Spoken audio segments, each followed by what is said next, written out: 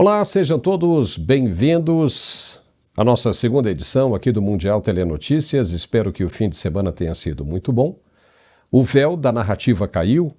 Lula, o mesmo que posa como defensor dos pobres e dos negros e oprimidos, deixou escapar a fala que expôs o que realmente pensa.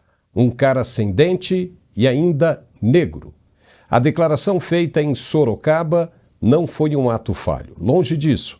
Foi a confissão de um preconceito que o presidente carrega no coração, mas que a militância prefere fingir que não existe.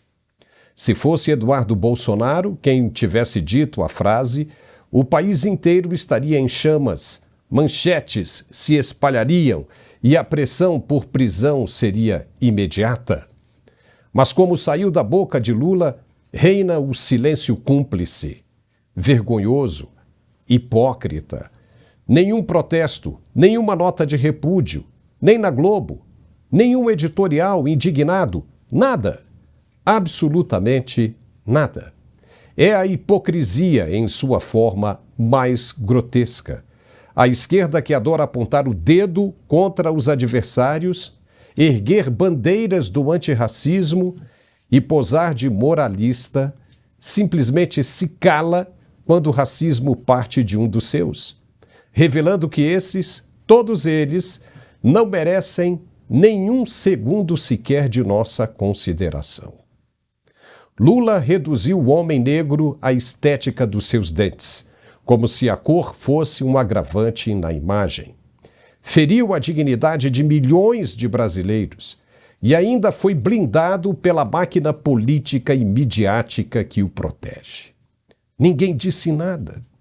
O episódio deveria ter custado caro, mas mais uma vez a régua moral da esquerda mostra que não é a mesma para todos. Para os aliados sempre cabe desculpa. Para os opositores sobra a condenação, a perseguição, a hipocrisia. Vamos falar sobre isso no programa de hoje e mais um monte de outros assuntos bem interessantes e arrepiantes também. Você vai ficar indignado com o tamanho da hipocrisia desses fariseus. É no programa de hoje, que volta logo depois do recado de nosso apoiador. Até já. Oi, André. Esse articulante é maravilhoso. Gente, eu tive Covid. Depois da Covid, eu comprei o primeiro pacote do articulate e comecei a tomar. Não senti mais nada. Andava tudo. Acabou. Eu disse, não, eu acho que agora não vou comprar mais não. Mas para quê? Comecei a sentir novamente e é a segunda vez que eu estou comprando. Gente, é simplesmente maravilhoso. Muito obrigada, André. Olá, Paulo! Que alegria mais uma vez aqui para falar desse produto maravilhoso. Nós acompanhamos agora mais um depoimento, mais um testemunho, mais uma pessoa que fala e fala a verdade. Então, gente, eu quero que você preste bastante atenção. Você que sofre com aquela dor crônica ainda, você que trabalha sentindo dor, sabe, a dor é tão difícil conviver com ela porque a dor, ela só traz coisa ruim pra gente, coisas negativas. Você fica mal-humorado, fica estressado, você não dorme direito, tem insônia, você não consegue trabalhar, o rendimento não é o mesmo, e aí automaticamente isso influencia no casamento, isso influencia nos filhos. É muito difícil conviver com a dor. E eu falo por experiência própria, porque eu também tive problema precoce, eu tive artrose, eu tive condromalácia, e eu falo com todas as letras, gente. Sofrer com dor não é para qualquer um. E você que sofre com dor, sabe que só quem sabe isso é quem sente na pele, é quem passa por isso. Então, para você que sofre com dor, o Articular, que ele é o melhor produto ortopédico do Brasil. Ele é o único produto hoje que atingiu a pontuação máxima em questão de resultado. Por quê? Porque ele reúne todas as propriedades que um reumatologista, que um ortopedista indica para quem sofre com dor. Ele tem uma alta concentração de condroitina, de magnésio, cúrcuma, vitamina D, cartilagem C2 e o principal de tudo, que é o que o torna esse produto um produto premium, um produto nobre, é porque ele tem o ácido hialurônico ortopédico. E para quem não sabe ainda, o que esse ácido hialurônico ele faz na nossa saúde, ele é simplesmente tudo, porque ele consegue reconstruir todas as paredes, todas as proteções dos ossos. Então você que tem osso batendo com osso, inflamação crônica, ao invés de você colocar uma prótese, por exemplo, hoje o tratamento a ser feito com maior eficácia é a infiltração de ácido hialurônico. Eles preenchem esse espaço vazio onde está ressecado, onde está batendo osso com esse ácido hialurônico, e o atrito ele deixa de existir. E aí, você tomando o articular, que você já tem esse ácido hialurônico. E o importante é que ele tem uma nanotecnologia que consegue identificar a área do desgaste, a área da inflamação e carregar esses nutrientes diretamente para o local da dor. Então você deixa de sentir essa dor já na primeira semana de uso. Então, gente, é um produto maravilhoso que vai te dar resultado e vai te dar resultado rápido, porque quem tem dor tem pressa. Quem tem dor não quer esperar e eu tenho certeza que você também não quer esperar. Então, hoje, para você que sofre com dor, artrite, artrose, fibromialgia, hérnia de disco, bico de papagaio, você que não aguenta mais desperdiçar o seu dinheiro com medicação de farmácia, faz o seguinte, já vai ligando agora e aproveita porque estamos em promoção para os 500 primeiros telespectadores, desconto de 80% na nota. É só você ligar 0800 591 4391 0800 591 4391. Vou repetir. 0800 591 4391. A ligação é gratuita. Temos também a opção via QR Code. Você aponta a câmera do seu celular para o QR Code e você cai direto no WhatsApp. Ou, se você preferir, pode salvar esse mesmo número nos seus contatos, chamar a gente no WhatsApp, que você estará participando da promoção e o seu desconto será garantido. E ainda ganha de presente 2 pomadas massageadoras, são pomadas de extrema qualidade, que também tem o ácido hialurônico dentro delas.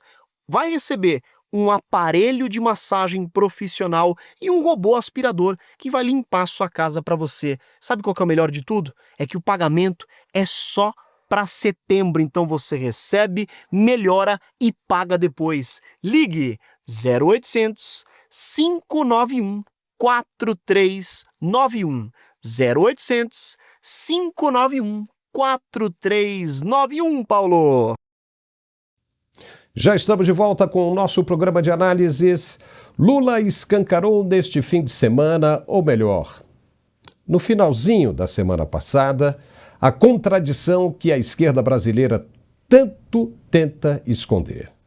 Durante um evento em Sorocaba, ao comentar sobre uma revista institucional que trazia foto de um homem negro sem dentes para representar o Brasil em um encontro internacional, o presidente afirmou: um cara sem dente e ainda negro. Veja como Lula disse. Uma vez eu tinha um ministro da Agricultura, ministro do Desenvolvimento Agrário, Paulo, que foi participar de um congresso de propriedade rural de pequenos na Alemanha. E ele fez uma revista maravilhosa, bonita.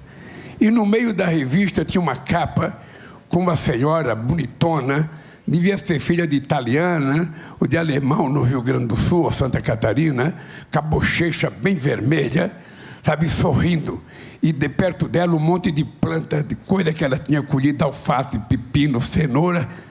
E do lado dela, um senhor negro, alto, sorrindo, sem nenhum dente aqui na boca. Eu chamei o ministro e perguntei: escuta aqui, por que você colocou essa fotografia desse senhor negro sem dente? Você acha isso bonito? Você acha isso bonito? Você acha isso bonito, cara?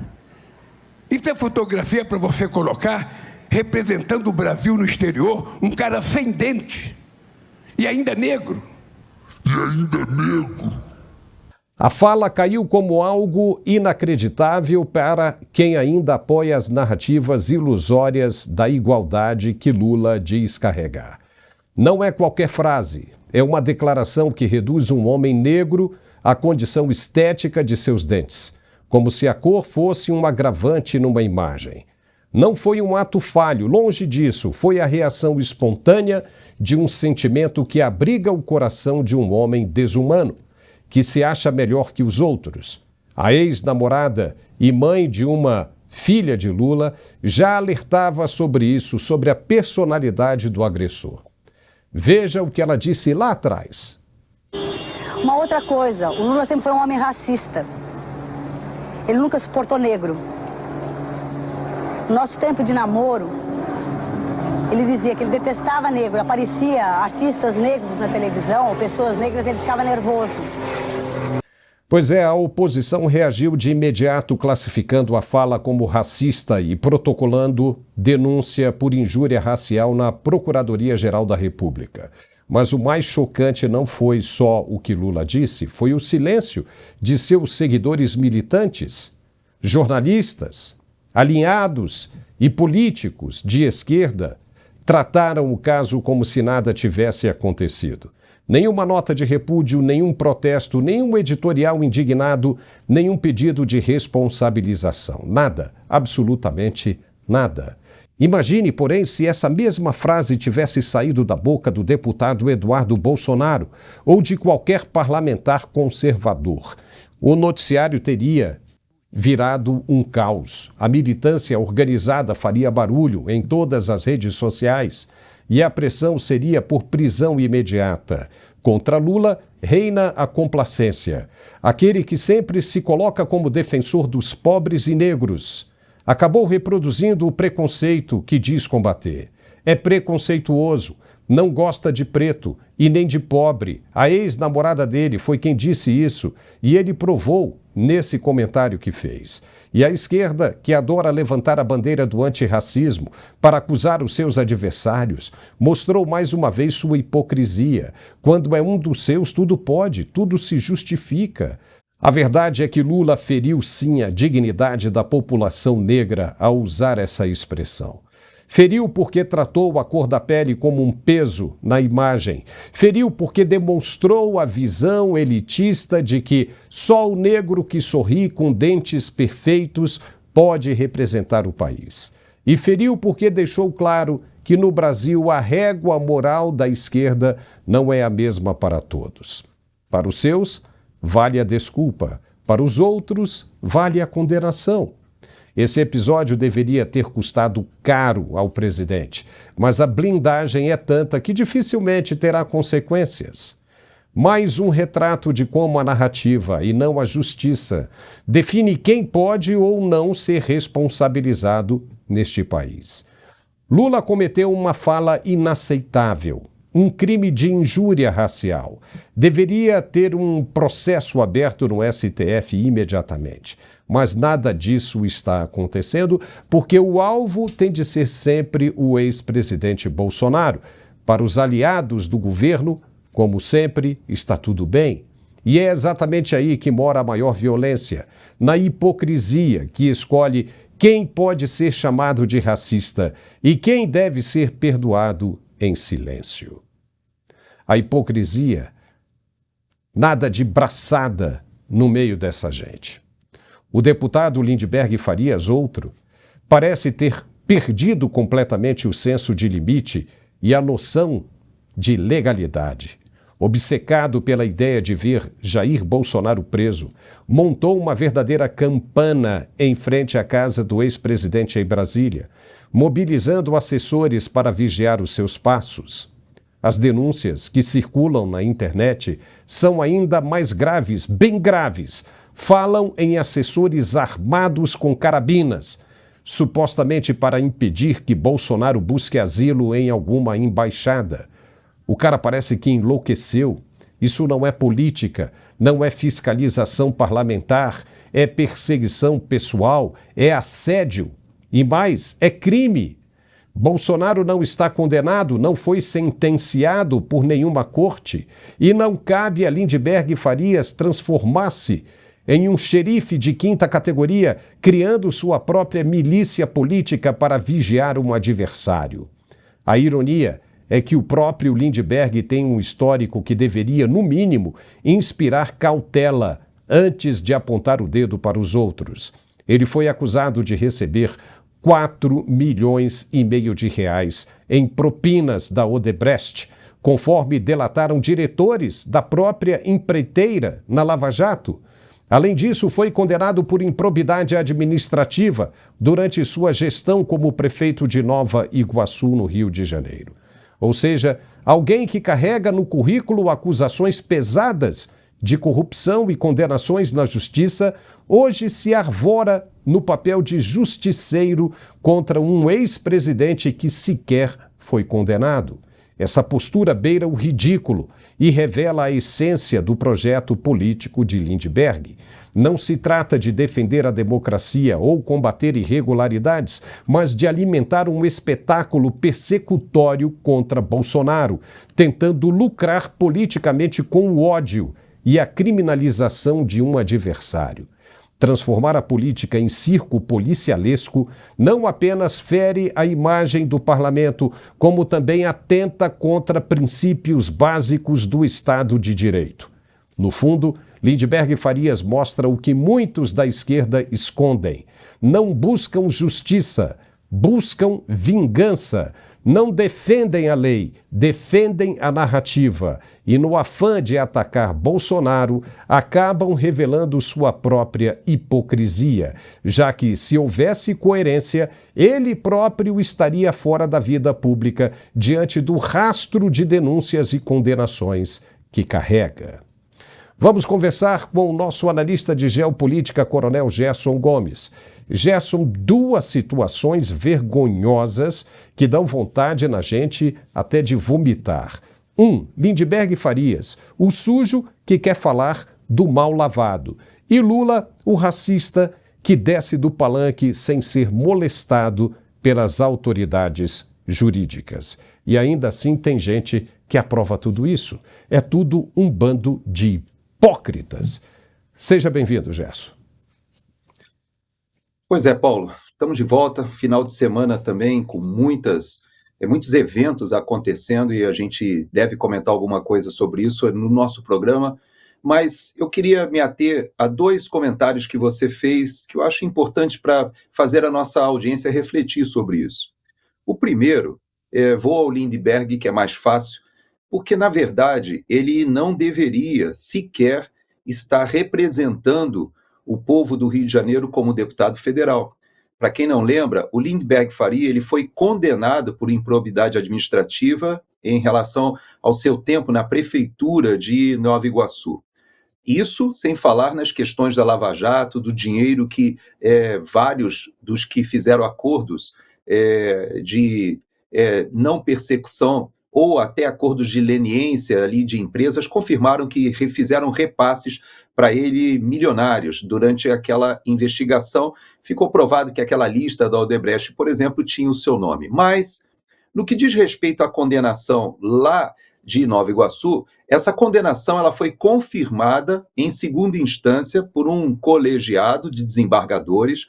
Houve um recurso da parte dele, foi ao Superior Tribunal de Justiça, que confirmou a condenação, ou seja, ele, pela lei da ficha limpa, ele estaria inelegível.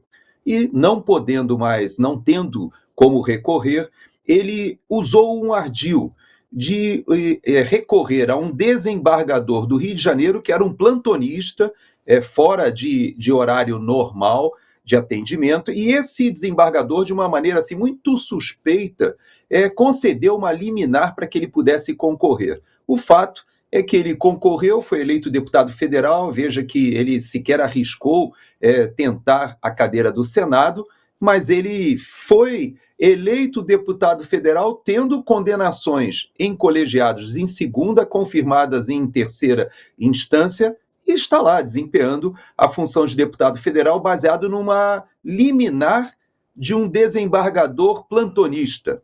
Ou seja, muito estranho. Mas vamos voltar a Lula, que eu acho que talvez seja o mais importante. Você sabe que essas menções ou esses deslizes, na verdade, eles mostram o Lula real, o verdadeiro. muitos de nós percebemos aquela transição que aconteceu por ocasião das eleições ali do Lulinha Paz e Amor, todo um trabalho de marqueteiros tentando torná-lo mais palatável, depois das derrotas sucessivas que teve, seja contra Collor, Fernando Henrique, etc. Bom, naquele período a gente conheceu realmente um Lula diferente, mas a verdade é que todas as oportunidades em que o Lula não está monitorado, tutelado por alguém, quando ele não está ali representando, ele mostra uma pessoa que todos os brasileiros, na verdade, o conhecem muito bem. Eu vou dar alguns exemplos. Um exemplo que me salta à memória é interessante que ele aconteceu em 2004. Olha só, houve um faxineiro ali no aeroporto de Brasília que achou uma bolsa com $10 mil. A nossa audiência deve lembrar, pelo menos os mais antigos. E foi feito todo um estardalhaço, porque ele era alguém muito pobre, ganhava um salário mínimo à época, se eu não me engano, mas ele devolveu aquela bolsa com $10 mil e foi levado a televisão, a programas de televisão, e perguntaram para ele o que ele gostaria de recompensa. Ele falou: olha, eu não quero recompensa nenhuma, mas eu gostaria, se fosse possível, de tirar uma foto com o presidente Lula. Bom, ele foi levado ao Palácio do Planalto, e lá naquele dia eu me lembro que o Lula perguntou para ele: mas vem cá, você devolveu esse dinheiro todo? E ele: devolvi, não era meu. E aí o Lula me sai com uma preciosidade dizendo o seguinte: olha, se não tivesse devolvido, não tem problema, porque também é o seguinte, o cara achou um dinheiro que não tem dono, então ele deu a entender que se fosse ele o faxineiro, não teria devolvido aquele dinheiro. Aquilo pegou muito mal, mas se você olhar ao longo da sua vida, vários deslizes aconteceram. Eu me lembro daquela questão lá em Pelotas, né? Ele se referindo ali a uma terra exportadora de homossexuais, sendo até mais polido, porque não foi bem esse termo que ele utilizou. Da mesma forma, numa ligação telefônica, ele se referindo às mulheres mais masculinizadas, também usa um termo chulo, né, para falar que eram mulheres que tinham uma parte dura, né?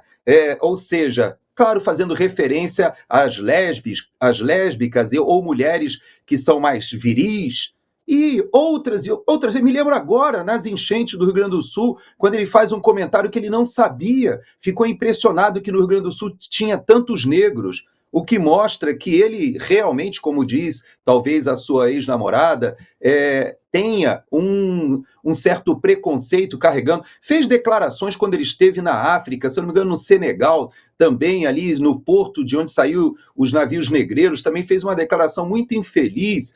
Tem várias histórias. Na verdade, esse é o Lula verdadeiro. Esse é o Lula que, fora do trabalho dos marqueteiros, ele mostra o que ele realmente pensa. E, na verdade, nós temos muitos outros. Inclusive, se você, na sua casa, utilizar uma inteligência artificial, pedir aí a relação de gafes ou de frases politicamente incorretas, como diz a esquerda, são em profusão. E como você falou, Paulo, há uma condescendência muito grande. Eu me lembro que, sobre a Nicarágua, certa vez ele falou que por que pegam tanto no pé da ditadura na Nicarágua, do seu colega, né, Daniel Ortega, que está indo para 20 anos de governo, depois daqueles períodos lá atrás, né, de ditadura, ele volta, concorre. E aí ele diz: mas por que a Angela Merkel pode ficar tantos anos no poder? Por que na Europa os primeiros ministros podem ficar tantos anos? E por que pegam no pé do Daniel Ortega? Certa vez também sobre Cuba, manifestações que foram reprimidas, as manifestações públicas, ele disse: isso da polícia bater, isso acontece em qualquer lugar no mundo, o que vocês têm que prestar mais atenção é no bloqueio americano. Ou seja, ele é campeão, né, Paulo, dessas frases que mostram o que ele realmente pensa. Uma das últimas agora, ele fez referência à questão porque o pobre vota no rico, porque o prefeito que é rico, ele já roubou, quando ele esquece que ele detém um patrimônio milionário, inclusive com muito dinheiro no exterior, segundo a Lava Jato, que foi depositado e confirmado pelos depositantes.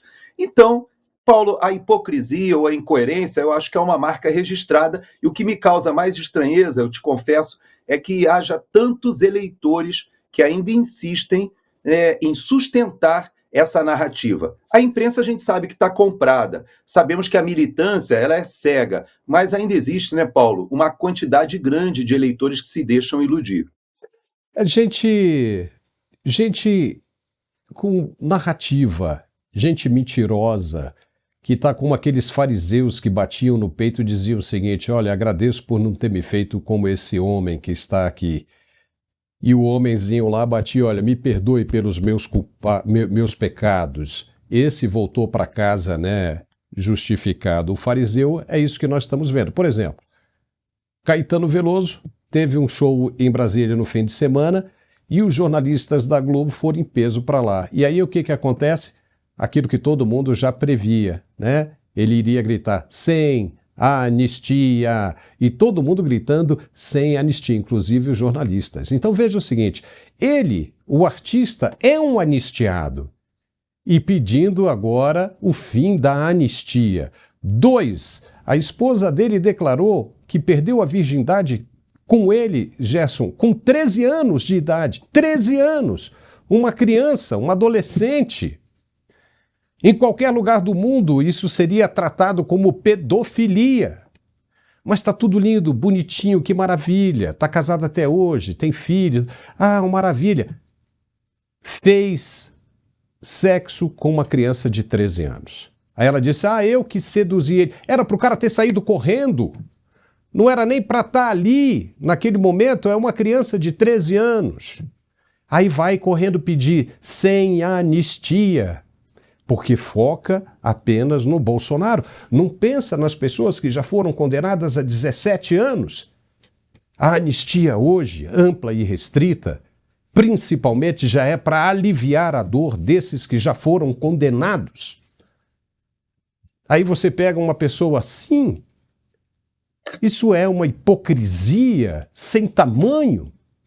Sem tamanho, e tem mais. Eu vou aqui na frente, aqui, depois a gente volta para falar isso. O ministro Alexandre Padilha, que está sem visto para entrar nos Estados Unidos, desafiou o governo americano a barrar ele, dizendo que um acordo com a ONU libera a entrada de qualquer convidado, mesmo que o governo americano não queira liberar a entrada. Oh, boy! Ele está achando mesmo que vai entrar só porque foi convidado pela ONU. Os caras são atrevidos e sem noção. Então vamos ver se ele vai conseguir o visto. Vamos ver. E vamos ver se a ONU vai brigar por ele, vai brigar com os Estados Unidos por ele, para fazer questão da presença do ministro Padilha ali. Se brincar, a própria ONU vai tomar um pé na bunda e montar sua sede em outro lugar. Porque Trump já disse lá atrás que estava pensando em fazer isso. Gerson Gomes, você acha que o ministro Padilha, se o presidente Trump falar, não vai entrar? Você acha que a ONU vai chegar para o Trump e vai falar, não vai entrar porque você assinou um acordo aqui? Trump bota a ONU inteira para correr. O que você acha? Pois é, você sabe que essa questão das Nações Unidas em Nova York, de fato existem acordos do governo americano que dão uma certa salvaguarda, principalmente a chefes de Estado.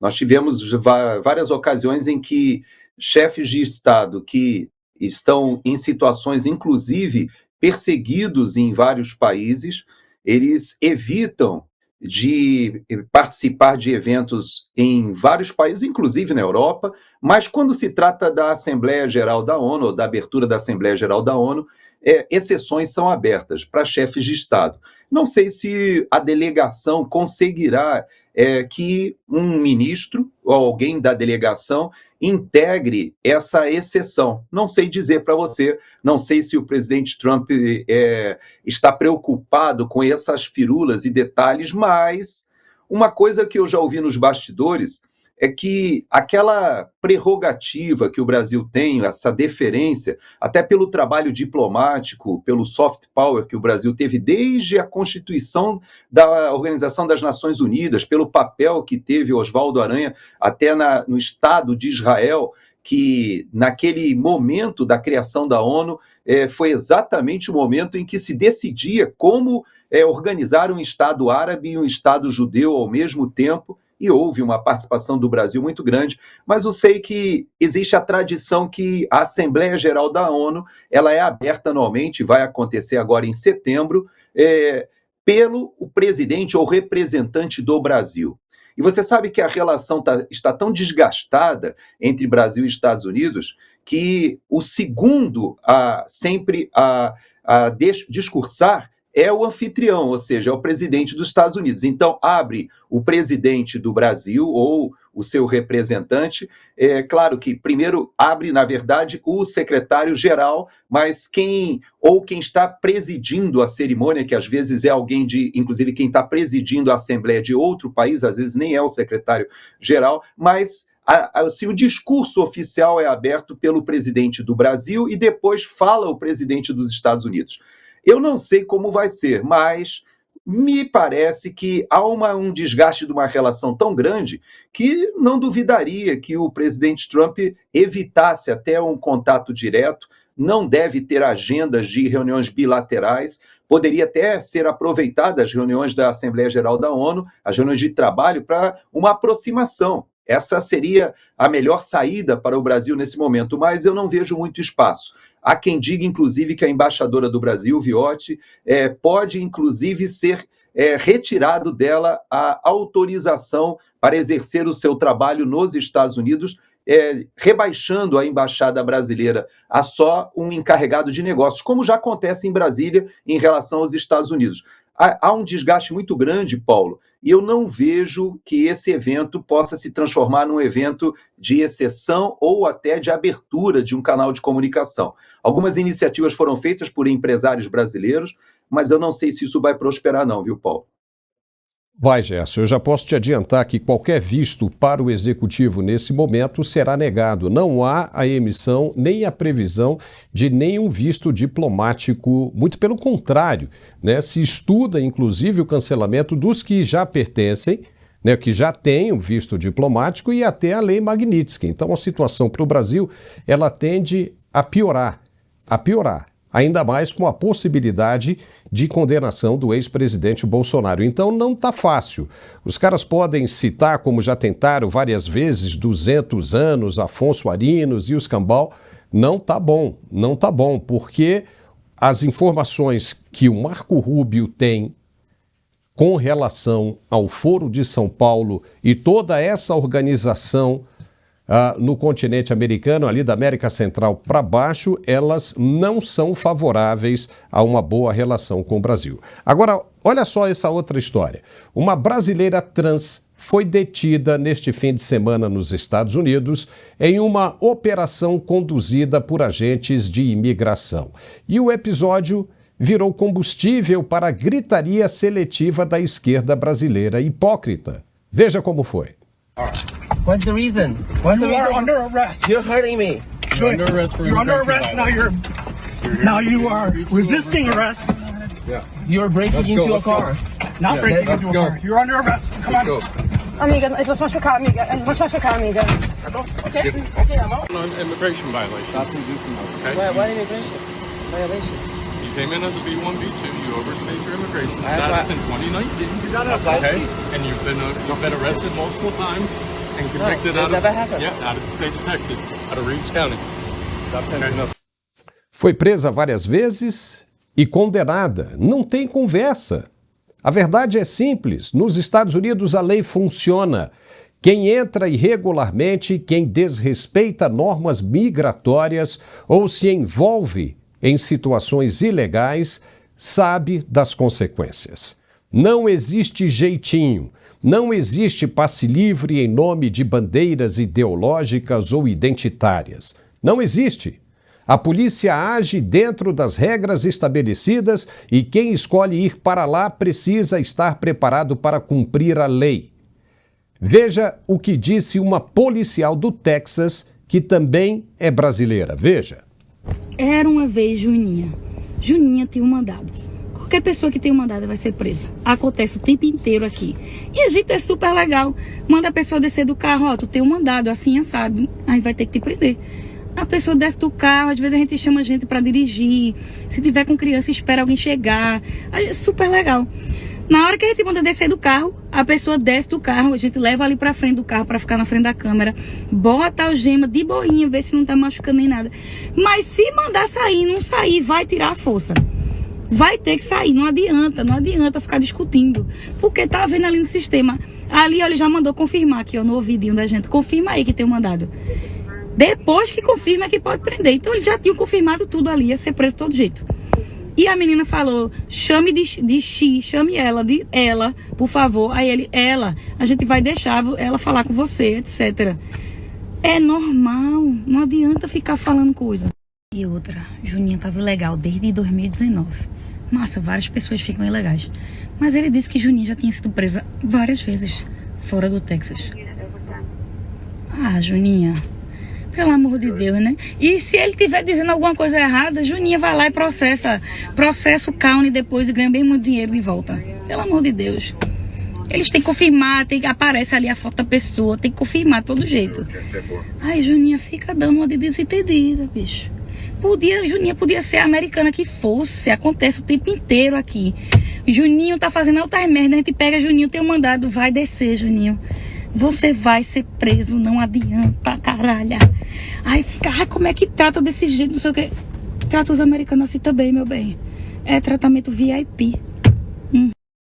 Vai fazer coisa errada no país dos outros e depois fica reclamando? De gracinha, a brasileira trans já tinha mandado de busca contra ela. O discurso vitimista, que agora tenta transformar a detida em mártir, só escancara a hipocrisia. Mais uma, o programa hoje é todo de hipocrisia. Quando a cena acontece nos Estados Unidos, a esquerda esperneia, protesta e cobra respeito aos direitos humanos, como se não soubesse que a legislação americana é assim, é clara e rígida. Lá não importa se o indivíduo se apresenta como trans, homem, mulher ou qualquer outra identidade. O que importa é se a lei foi ou não cumprida. Policiais agem assim a todo momento para proteger fronteiras, garantir a ordem e aplicar normas que existem para todos. E é exatamente assim que deve ser. Se alguém não concorda, se acha que os Estados Unidos devem abrir mão de suas regras para satisfazer narrativas ideológicas, a solução é simples. Não vá para lá. Quem escolhe entrar em território americano precisa entender que não vai encontrar privilégios, mas a aplicação dura da lei. É isso que diferencia países sérios de democracias frouxas, onde a lei é adaptada ao gosto de quem grita mais alto. Gerson Gomes, não houve nada demais. É assim mesmo que funciona nos Estados Unidos. Quando você chega no país, a primeira coisa que te orientam a fazer é o seguinte: policial chegou, ponha as duas mãos no volante e acenda a luz interna. Ele vai te pedir a sua identidade e o documento do veículo. Cumpra com o que você tem que fazer. Cumpra com as ordens do policial, porque senão ele pode atirar em você e acabar com a sua vida. Não é isso, Gerson? Pois é, Paulo. Esse caso até você me dá a oportunidade de esclarecer algumas curiosidades da nossa audiência em relação à vida aqui nos Estados Unidos. Primeira coisa que chama a atenção e que inclusive surpreendeu muitos foi o fato de que, a essa altura, já mais de 1 milhão, aproximadamente 1.200.000 pessoas que recorreram a um programa que foi criado pelo governo Trump, que você baixa um aplicativo, coloca ali os seus dados e diz que você voluntariamente quer deixar o país, quer deixar os Estados Unidos, porque você admite que você está em situação ilegal. Essa porta de saída, que muitos acharam que não ia funcionar, já tem mais de 1.200.000 pessoas que estão utilizando essa porta. Por quê? Porque o governo americano agenda com você a sua saída, dá tempo de você vender o carro, passar contrato de apartamento, ver questão de crianças nas escolas, resolver os seus problemas pessoais e você marca uma data, o governo americano vai pagar a sua passagem aérea para o seu país e ainda vai lhe dar $1.000 por pessoa de ajuda de custo. Então, o que aconteceu, inclusive vários brasileiros entraram nesse programa, é que muita gente que entrou ilegalmente nos últimos anos, durante o governo Biden em especial, já está aderindo a esse programa. Mas o que acontece com aqueles como essa cidadã, essa brasileira ou esse brasileiro? Eu sempre fico com essa dificuldade quando você fala trans, eu nunca sei se é homem, mulher ou era mulher que era homem, mas de forma indiferente, né? Essa pessoa aí que foi detida pela polícia. O que nós vemos é que quando ele já identifica, ele já percebe que ela está numa situação ilegal do que diz respeito à imigração, entrou como um visto de turista e permaneceu vários anos aqui. Também ele entra aí no registro, já descobre que há mandados de prisão, que já houve prisões anteriores, que houve até condenação em outro estado. É um sistema muito sofisticado, muito integrado, o que, aliás, o Brasil já deveria ter há muito tempo. Até hoje a gente não consegue ter um cadastro que fale entre os estados, mas aqui nos Estados Unidos isso já avançou muito. Então, de fato, essas pessoas, quando são pegas nessa situação, elas serão deportadas imediatamente. Há casos dramáticos de pessoas, inclusive uma brasileira, que foi detida, se eu não me engano, em New Jersey ou em Massachusetts, e que ela tinha deixado a comida fazendo em casa, teve que pedir para alguém pegar a criança na escola. E aí as pessoas se dizendo perplexas, né? Por que está sendo feito isso? Porque o presidente Trump, na sua campanha, ele colocou como prioridade desfazer a armadilha que foi criada pelo Partido Democrata, abrindo as fronteiras, e principalmente a fronteira com o México. Você sabe que os coiotes estão tão sofisticados, os mexicanos, que eles fizeram acordos com o Comando Vermelho e o PCC no Brasil, e as pessoas estavam sendo atendidas em português. Você liga para o serviço do coiote, ele diz que é 20, 22 mil dólares, paga a passagem, ou pagava, né, porque isso funcionava durante o governo Biden, e você tinha 50% de entrada, o pessoal vendia carro, vendia casa, vendia tudo, vai na frente, ele chegava na Cidade do México, era transportado para a fronteira, ficava no hotel, se entregava para as autoridades do outro lado e logo depois já estava, inclusive, com tudo acertado para ser preso, liberado para aguardar o asilo defensivo. Toda essa estrutura, Paulo, no Brasil, trouxe para cá milhares de brasileiros durante o governo Biden. Mas não é só do Brasil, não, porque do Brasil nós sabemos que o pessoal até vem para trabalhar, tenta trabalhar, pagar o coiote e fica um tempo por aqui, ganha uma grana, manda para casa. O pessoal de Governador Valadares sabe muito bem como é isso, a cidade toda quase que foi construída em cima dos imigrantes que vieram aqui para os Estados Unidos, mas agora acabou a festa, né, Paulo? Então, o presidente Trump já disse, ele deportará aqueles que não saírem voluntariamente, como é o caso dessa cidadã aí. Certo. Ou cidadão, nunca sei. A gente não sabe, né? Vamos chamar aí pelo nome que está lá, né? Sei lá, ou como ela disse, como ela se identificou, ela. Mas fica por aí que nós vamos agora chamar o nosso apoiador, é bem rapidinho, e a gente volta com outras coisas ainda mais assustadoras. Até já. Você sabia que o Brasil lidera o número de pessoas com ansiedade? São mais de 18 milhões de pessoas. E que mais de 11 milhões de pessoas sofrem de depressão? Pensando em contribuir para a melhor qualidade de vida dessas pessoas, a Arque Suplementos traz para o Brasil o cogumelo Juba de Leão. Às vezes eu preciso lembrar de uma coisa, então eu tô no quarto, eu preciso descer, quando eu chego embaixo, eu já esqueci o que eu tinha que fazer. Amanhã eu tenho que entregar um trabalho. Não durmo. Às vezes eu até sonho.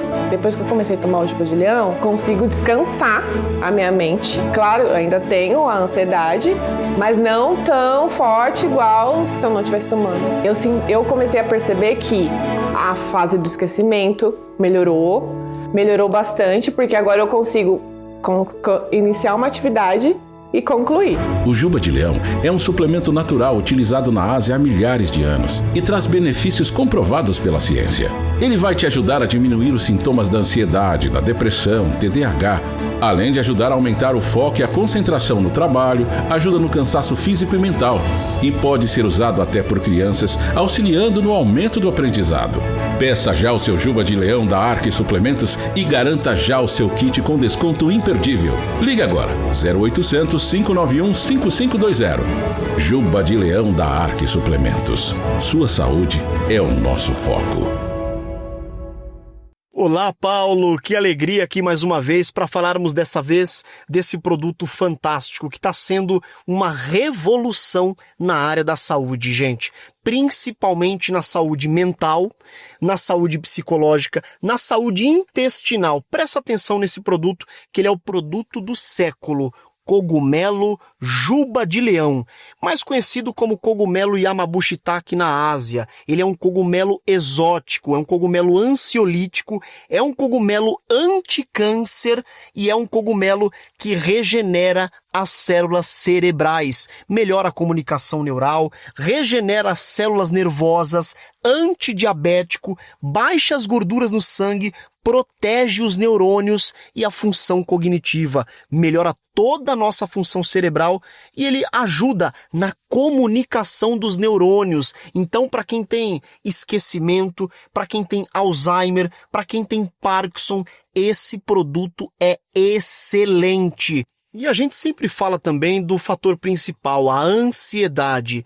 Quem hoje não é ansioso? Quem hoje não chega em casa com aquele cansaço mental terrível? Principalmente você que é médico, advogado, você que trabalha no escritório, você que trabalha com pressão, você que tem equipe, você que trabalha com uma alta demanda mental.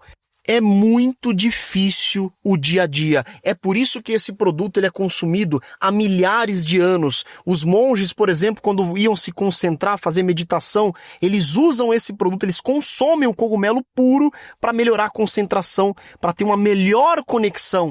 E isso é comprovado. O cogumelo juba de leão, ele é um excelente produto para quem tem ansiedade, para quem tem perda de foco, para quem tem problemas de memorização. E o melhor de tudo, sabe o que é? É que ele é um produto que não é só para idosos, ele é um produto para todas as idades, inclusive para crianças. Hoje muitas crianças sofrem com autismo, com TDAH, e esse produto ele é excelente porque ele também ajuda a função nervosa, a coordenação motora, a facilidade do aprendizado infantil. Então é muito importante as crianças utilizarem esse produto. Fora que o cogumelo juba de leão, ele é rico em vitaminas. É um produto maravilhoso. Então, gente, você que sofre com ansiedade, você que tem uma alta demanda mental, trabalha com resultados, trabalha com meta, trabalha com equipe, você que precisa realmente deitar a cabeça no travesseiro e conseguir dormir, conseguir descansar a sua mente. O cogumelo juba de leão é o produto certo para cuidar da sua saúde cerebral, da sua saúde psicológica e também da saúde intestinal. Para quem tem úlcera, para quem tem gastrite nervosa, para quem tem problemas de queimação, cogumelo juba de leão. E aproveita hoje, porque olha, estamos numa promoção imperdível. Para os 100 primeiros telespectadores que ligarem, desconto de 80% na nota. É só você ligar 0800 591 5520 0800 591 5520. A ligação é gratuita. Tem o QR Code também que você pode ser atendido direto pelo WhatsApp. O número também, se você salvar, é o WhatsApp. Um especialista vai te atender. E o melhor de tudo é que o resultado é muito rápido. E o produto, ele é em pó. Basta você tomar um scoop por dia. Ele tem sabor de limão siciliano. E é uma delícia. Então você ligando agora, garanta já o seu cogumelo juba de leão. 0800 591 5520. Pagamento só para o mês de setembro. Ligue 0800 591 5520, Paulo. Já estamos de volta com o nosso programa de análises e opiniões aqui no Mundial Telenotícias. O governo Lula decidiu contratar um escritório de advocacia nos Estados Unidos para tentar reverter o tarifaço de 50% sobre produtos brasileiros e as sanções aplicadas ao ministro Alexandre de Moraes com base na Lei Magnitsky. A iniciativa, no entanto, soa mais como um desespero político do que como estratégia real e eficaz. Não há precedente de país estrangeiro conseguir isso por meio de advogados, ou seja, derrubar decisões soberanas do governo americano que envolvem política externa, comércio e aplicação de sanções. Nos Estados Unidos, tarifas e bloqueios são instrumentos de Estado. e não simples litígios jurídicos a serem resolvidos em um tribunal local mediante contratação de bancas de peso. Na prática, o Brasil vai gastar milhões de dólares para alimentar uma ilusão, a de que advogados de Washington poderão desfazer uma medida que nasceu diretamente da Casa Branca, com respaldo legislativo e amplo apoio político. A Lei Magnitsky, usada contra Moraes, foi desenhada justamente para ser implacável contra agentes estrangeiros acusados de violações de direitos humanos ou de abuso de poder. É ingenuidade acreditar que um escritório, por mais renomado que seja, terá condições de convencer o sistema americano a abrir exceção só porque Lula pediu. No fundo, essa ação nos tribunais americanos não passa de encenação política. Lula tenta mostrar que está fazendo alguma coisa, quando na verdade sabe que as chances de sucesso são zero. E mais uma vez o contribuinte brasileiro vai pagar a conta de aventuras jurídicas fadadas ao fracasso. O Brasil não precisa de advogados estrangeiros para resolver uma crise diplomática. Precisa de governo que respeite a soberania dos outros e saiba construir relações internacionais sólidas, algo que Lula, com seu amadorismo diplomático, mostra não ser capaz de entregar. E sim, Lula e o judiciário feriram a soberania do outro primeiro e agora está sentindo as dores do parto. Gerson Gomes, essa iniciativa só vai aumentar ainda mais as divergências entre os dois países, deixando os advogados de Trump ainda mais enfurecidos com o governo brasileiro e com o ministro já sancionado. Por exemplo, o advogado da Trump Media e da Rumble, o Martin DeLuca, disse que até hoje, o ministro sancionado não se manifestou com relação à ação que corre contra ele no Tribunal de Tampa, na Flórida. Ou seja, aí agora os caras vão se manifestar para tentar eliminar a Magnitsky e o tarifaço de 50%. Estão achando que os caras são tolos? Vai ser um tiro no pé violento, não é? O que você pensa sobre isso? Pois é, Paulo. Uma das coisas que caracterizam esse momento que a gente está vivendo é essa parceria que existe entre o Poder Executivo e o ministro sancionado que nós temos no Supremo Tribunal Federal nesse momento. É interessante que eles fazem um trabalho a quatro mãos e agora tentam se defender. Veja que o que me preocupa não é nem tanto essa iniciativa, que eu acho, como você, que não deve prosperar. E também me preocupa o fato óbvio de utilizar o dinheiro do pagador de impostos para uma causa no exterior que, na verdade, o Poder Executivo utiliza o dinheiro orçamentário para fazer uma defesa que ele entende que é uma defesa do Estado. Mas veja que esse assunto ele está saindo totalmente do controle, Paulo. Neste momento, também foi solicitado pelo Ministério da Justiça, a pedido do Poder Executivo e, obviamente, do ministro sancionado, que o seu antigo assessor no TSE, o Tagliaferro, seja extraditado da Itália. Também será uma ação feita no governo italiano. Já foi feito pedidos de extradição aqui nos Estados Unidos, também para a Espanha, de outros brasileiros que foram obrigados a se exilar e buscar o asilo político em outros países. Mas a situação muito similar a esse dinheiro que está sendo gasto, que você está lembrando, e que pouca gente está prestando atenção, é o que acontece hoje na Argentina. O governo brasileiro decidiu contratar escritórios de advocacia lá na Argentina também, muito parecido com o que está acontecendo agora aqui nos Estados Unidos, mas lá na Argentina, porque já existem mais de 300 brasileiros, 300 famílias de brasileiros que solicitaram o asilo político porque são condenados ou estão em processo de condenação, e muitos, inclusive, poderiam ter feito o acordo de não persecução penal, utilizando ali aquele ardil de assumir que foram lá fazer tentativa de golpe de Estado realmente, mas não quiseram passar por essa vergonha de assumir um crime que não cometeram. E foram para a Argentina, eu entrevistei vários deles lá, e agora o governo brasileiro, que solicitou extradição e até agora não aconteceu, agora contrata escritórios para acionar o governo argentino para mandar de volta esses brasileiros que estão exilados. Hoje, o Brasil tem presos políticos, tem exilados políticos, a diáspora brasileira hoje já alcança até os milionários. Eu vi uma reportagem hoje da Gazeta do Povo que fala especificamente sobre a quantidade de brasileiros milionários que estão deixando o Brasil num movimento muito parecido com o que aconteceu na Venezuela.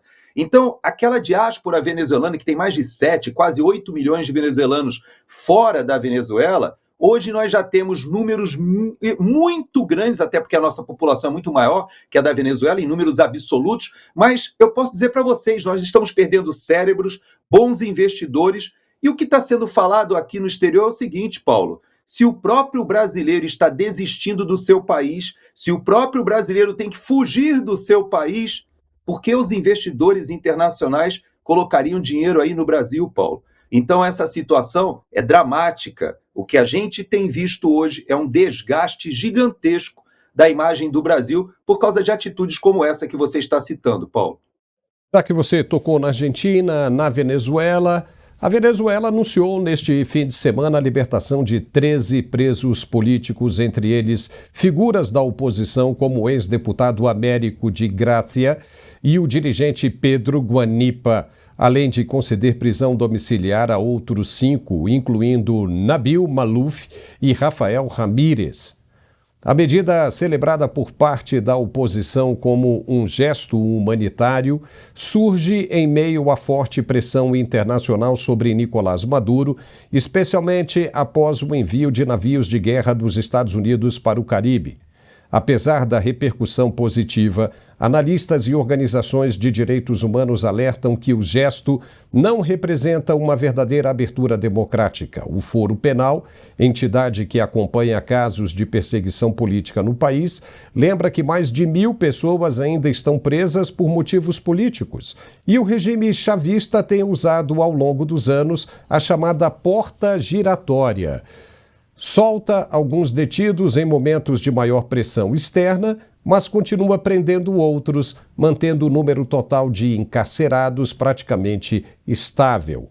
A libertação, portanto, tem mais o caráter de manobra política do que de mudança real. Serve para aliviar tensões, dar uma resposta simbólica à comunidade internacional e tentar reduzir críticas sem comprometer o controle férreo de Maduro sobre a oposição. Enquanto não houver uma ruptura com essa lógica, a Venezuela vai seguir vivendo sob um regime que transforma a liberdade de seus cidadãos em moeda de troca. Gerson, Maduro sentiu a pressão e está tentando induzir a comunidade internacional, né? O mesmo está acontecendo na Colômbia, com a libertação de Álvaro Uribe, e na Bolívia, com Janine Áñez. Falta o Brasil entender isso, pelo menos nesse momento, e soltar Jair Bolsonaro, porque senão a coisa vai ficar feia. Como é que você vê esse gesto de Nicolás Maduro? Porque Donald Trump já tinha dado, pelo menos foi o que circulou em todas as TVs latinas durante esse fim de semana. Eu acompanhei uma grande parte delas, principalmente na Colômbia, Argentina e até da Venezuela, e todas elas diziam que Donald Trump havia dado 4 dias para que Maduro se entregasse. 3 dias já foram embora, então isso nos resta apenas o dia desta terça-feira. Está todo mundo ali em volta, a Venezuela está cercada. Qual é a sua visão? Qual é a sua leitura dessa situação? Do ponto de vista desse prazo que você está se referindo, eu também vi várias dessas notícias no final de semana, mas eu posso dizer que a manobra militar, do jeito que ela está se desenhando, nos mostra que há muitos meios militares, há uma concentração muito grande de meios no local ou nos arredores ali da água territorial da Venezuela, e que esses meios estão superdimensionados para simplesmente fazer o controle do tráfico de drogas. Então, obviamente, que essa manobra ela tem uma intenção de dissuasão e, mais do que isso, Paulo, O que a gente percebe é que o governo americano e o próprio presidente Trump, ele não faria esse deslocamento tão grande de tropas para o local se ele não tivesse a intenção de uma solução definitiva em relação ao Nicolás Maduro. Existe a possibilidade que está sendo negociada, muitos dizem que nos bastidores, de que as próprias forças armadas dentro da Venezuela possam pressionar o Nicolás Maduro e toda a cúpula do governo, que ele não está sozinho, para deixar o país. Não sabemos se isso vai acontecer de uma maneira negociada ou se haverá uma operação militar de extração, de captura dessa cúpula, que todos sabem onde está localizada. Existe muita informação fornecida por órgãos de inteligência, inclusive com infiltrados na Venezuela. A comunidade aqui nos Estados Unidos venezuelana é gigantesca, e há muitos venezuelanos que são cidadãos americanos, e há muitos que integram, inclusive, a CIA e as Forças Armadas dos Estados Unidos. Então, é fácil você infiltrar agentes ali para uma operação. 2 pontos que eu chamo a atenção que evoluíram do nossa conversa de sexta-feira para hoje. A França enviou também um navio para a sua área ali em Guadalupe, que é uma das suas ilhas que ainda mantém, algumas ilhas ali no Caribe que a França mantém uma relação ainda de um status, né, político que considera quase como cidadãos. Eles têm toda uma vantagem, têm passaporte francês e já manda um navio dizendo que vai auxiliar os Estados Unidos no controle do tráfico de drogas. E a segunda, que eu acho mais importante, é que o governo de Trinidad e Tobago autorizou os Estados Unidos a utilizarem a sua base territorial e o seu mar territorial para apoio às operações contra Nicolás Maduro. Trinidad e Tobago, Paulo, fica a 10, 12 quilômetros da costa da Venezuela. Aliás, tem 2 pontos de chegada de Trinidad e Tobago em território ou em ilhas venezuelanas. Então, fica um ponto que já tem de apoio na Guiana, mas que da Guiana, pelo terreno, ou seja, pela parte terrestre, não há passagem. Então, muitos diziam que não adiantaria muito que o governo americano fizesse algum desembarque anfíbio em área da Guiana, porque realmente, por terra, você não conseguiria rocar esses meios. Mas, de Trinidad e Tobago, que fica dali, na boca do gol, é fácil. Qualquer operação que foi feita é uma operação de poucas horas, que você faz uma incursão, aprisiona aqueles alvos, como já foi feito no passado. A gente viu isso acontecer no Paquistão, quando o Osama Bin Laden foi aprisionado. Já vimos essa mesma situação acontecer no passado, em situações em que os Estados Unidos fazem uma ação cirúrgica, rápida, mas que resolve, como aconteceu agora nessa última intervenção lá no Irã, em que faz um ataque, e o ataque é um ataque com a intenção de dar uma solução final. Pode ser que isso aconteça, não sei, eu não consigo vislumbrar os Estados Unidos fazendo uma invasão convencional, até porque ele não tem meios ali suficientes, embora tenha meios de fuzileiros navais para um desembarque anfíbio. Me parece que uma operação rápida, de poucas horas ou até poucos dias, seria mais adequada. E me parece também que as Forças Armadas da Venezuela não gostariam de passar por essa vergonha, né, Paulo? Então, alguma negociação deve estar sendo feita. Há uma disparidade muito grande. O Maduro, inclusive, fez uma convocação de senhoras, idosos, a população, mas isso mais atrapalha do que ajuda uma operação militar. Talvez ele tenha uma intenção mais de operação psicológica, mas do ponto de vista militar, ele está com os dias contados, Paulo. Ele quer botar mulheres, idosos, enchendo de barco, né, de pescador ali na frente, para causar aquele impacto, exatamente como seguindo a cartilha daqueles manifestantes do Hezbollah, do Hamas, né, do Irã, que colocam inocentes na frente para servir como escudos humanos. A verdade é o seguinte: alguma coisa vai ter que acontecer, e durante essa semana, porque é um aparato gigantesco, né, que desce dos Estados Unidos até a costa da Venezuela. É caro, não é barato, e eles vão ficar ali a vida inteira? Não vão. vão ter que achar uma solução. Vão voltar para casa dizendo, olha, conseguimos aqui, né, sucumbir com o narcotráfico, sendo que eles têm o Nicolás Maduro como chefe, né, de Los Soles, né, e de outros, né, cartéis ali, né, de drogas. Então, se ele volta para casa dizendo que destruiu, não resolve absolutamente nada, né? Você tampar um dente cariado com algodão. Precisa resolver essa questão. E resolvendo essa questão é removendo Nicolás Maduro da onde ele está. E o Marco Rubio já disse que em breve vai visitar a Venezuela e o Nicolás Maduro não está lá. Então, né, basta a gente ler nas entrelinhas que a gente entende perfeitamente aonde isso vai chegar. Eu concordo com você plenamente. Não acredito que devam entrar, aquela coisa toda que a gente viu entrando no Iraque em 1991. Né? Não, aquilo ali não vai acontecer mesmo porque, né, não há condições favoráveis para isso, como você disse. Basta ali resolver um problema, que é tirar o Nicolás Maduro da onde ele está e acabou. Como é que faz isso? Mas o Saddam Hussein era tudo diferente. Agora já está cheio, né, de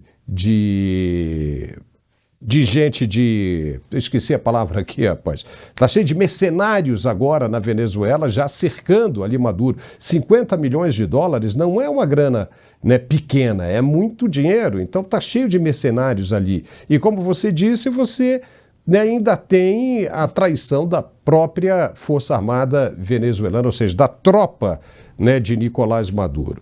Mas vamos esperar, né, Gerson? Vamos esperar para ver o que acontece durante essa semana. Qualquer momento pode estourar isso aí, né? Já está todo mundo aí, chegou domingo de tarde, então alguma coisa é prevista para acontecer. Gerson, muitíssimo obrigado, tá? Espero contar contigo. Você quer dizer alguma coisa nessas suas considerações finais aí? Sim, o que eu gostaria simplesmente de pedir que a nossa audiência reflita, converse com os amigos sobre a situação do Brasil. Porque Lula é o último chefe do Foro de São Paulo que ainda tem uma sobrevida de pelo menos alguns meses. Não acredito que o Lula tenha chance realmente na eleição de 2026. Tenho meus motivos para acreditar que a sustentação que ele teve não é suficiente agora, porque já chegará à conclusão que ela é perniciosa, até para os interesses ali do Grupo Financeiro de São Paulo, etc. Mas nós temos hoje, como você bem disse, a Colômbia e a Bolívia soltando os presos políticos. Nós temos o caso da Nicarágua, que o próprio Marco Rubio já disse que caindo Maduro, cai Gustavo Petro e cai também Daniel Ortega. E não podemos esquecer que o grande sonho do secretário de Estado, do Marco Rubio, é reverter, acabar finalmente com a ditadura em Cuba. Ou seja, todos os companheiros de Lula da América do Sul que integraram o Foro de São Paulo estão com seus dias contados e nos seus dias finais, Paulo. Então, me parece que esse terceiro mandato de Lula será um mandato de ocaso, de despedida, e talvez ele seja o último dinossauro do Foro de São Paulo, que ainda ficará alguns meses a mais. Mas eu não acredito que chegue até o final de 2026 com resquícios daquilo que ele viveu ou experimentou nos seus primeiros mandatos, Paulo. Se conseguir chegar até o final de 2025, já será uma grande vitória. Gerson Gomes, muitíssimo obrigado e até a próxima, viu? Tchau. E nós ficamos hoje por aqui, espero que você tenha gostado do nosso programa. Eu lembro que amanhã ao meio-dia, ou seja, nesta terça-feira, estaremos de volta ao vivo e a cores. Lembro também que se você quiser ajudar o nosso canal, precisa conhecer esse produto que está aparecendo agora na sua tela. É o perfume Uma Noite em Sevilha, da Etxe. Um belo perfume, viu? Eu tenho certeza que você vai gostar. Basta acessar o site que está aparecendo agora na sua tela, Etxe Loja Virtual, e fazer o seu pedido. Olha, tem uma oportunidade hoje espetacular, viu? Uma oportunidade maravilhosa. Vale a pena você conhecer. Amanhã nos vemos de novo ao meio-dia. Até lá!